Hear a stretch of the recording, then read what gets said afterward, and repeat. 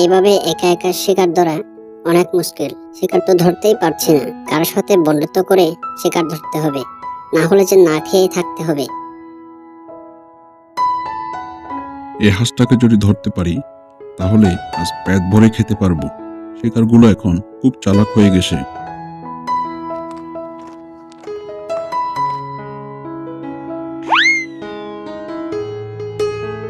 হায় হায় হায় রে, আজও বোকা বনে গেলাম।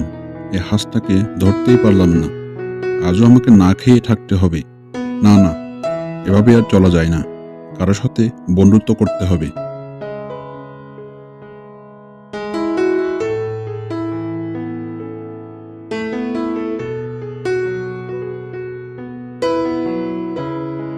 শিয়াল মশাই, কি ব্যাপার? মনমরা হয়ে বসে আছো কেন? কি আর বলবো, আজ অনেকদিন হলো শিকার ধরতে পারছি না। না খেয়ে শরীরটা কঙ্কালসার হয়ে গেছে। একদম আমার মনের কথা বলেছ। আমারও একই অবস্থা। এক কাজ করি, চলো দুজনে একসাথে শিকার ধরি, তাহলে শিকার ধরতে আরো সুবিধা হবে। যাক, ভালোই হলো, আমিও সেটা চেয়েছিলাম। চলো যাই, দুজনে মিলে শিকার ধরবো।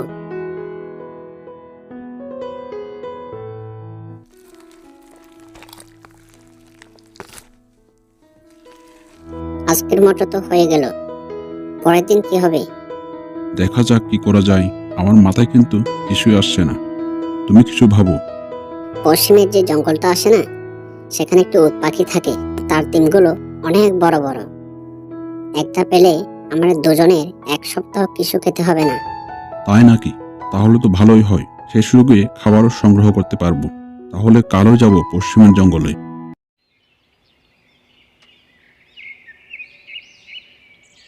উট পাখিটা তো নেই, কিন্তু দেখ কত বড় বড় ডিম। যা গিয়ে ডিমটা নিয়ে আয়, আর আমি এখানে পাহারা দিই।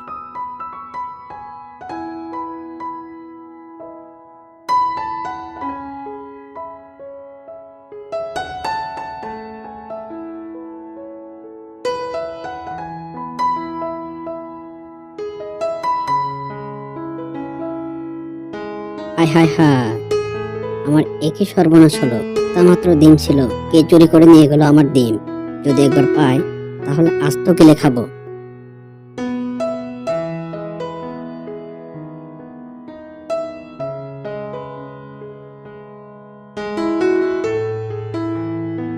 আরে, এ তো আমার ডিমের খোসা। তাহলে বাঘশিয়াল দুজনে মিলে আমার ডিম চুরি করে খেয়ে ফেললো। ওদের একদিন কি আমার একদিন। আরে মামা, মাঠে মারলে কেন? আমি কেন তোমাকে মারতে যাব? আরে মামা, এ তো উট পাখি। বাঁচতে চাইলে এখান থেকে পালাও। বাঘের ভাইয়ের কাছে যাই, তারপর বাঘের ভাইকে এই সাইকেলটা দেখাবো। আজ থেকে আমি এই জঙ্গলের সাইকেল ম্যান।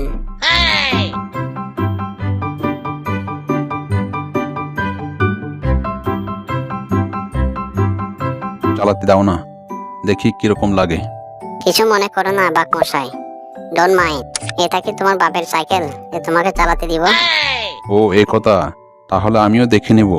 আজই তোমার থেকে ভালো সাইকেল নিয়ে আসবো, দেখে নিও। আচ্ছা যাও যাও, আবার লোকের বিয়ে আনি খেও না যেন।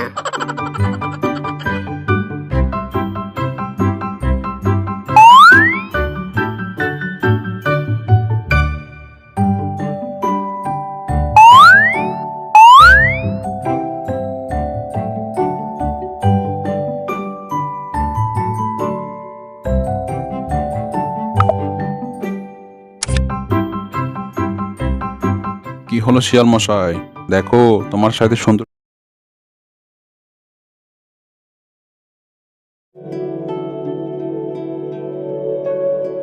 বাহ বাহ, বউটার আবার কি হলো? কিছু না বলে কচু নিয়ে ঘরে গেল। আসলে আমার স্বামী তার সাথে এমন করা ঠিক হয়নি। আমার উচিত ছিল স্বামীর পছন্দের দিকে নজর রাখা। আমাকে যে করে হোক স্বামী তার জন্য একটা কচুর ক্ষেত বানাতে হবে।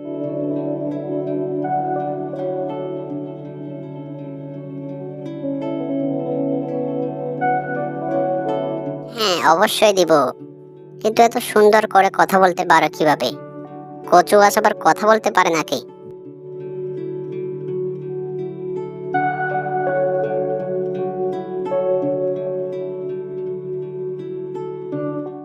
পারি তো।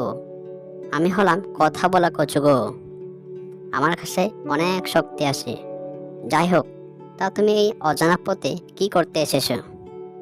তোমার খোঁজেই তো এসেছি। কি বললে? না মানে, আমি কচু গাছের খোঁজে এসেছি। স্বামী আমার খুব কচু পছন্দ করে, কচু ছাড়া কিছুই বোঝে না। তাই আমি মনে মনে ভেবেছি, যেখান থেকে হোক একটা কচু গাছ এনে বাড়িতে কচু চাষ করব। হে, তুমি তো দেখছি অনেক স্বামী ভক্ত।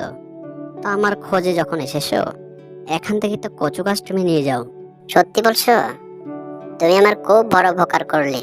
তোমার উপকার আমি কোনোদিনও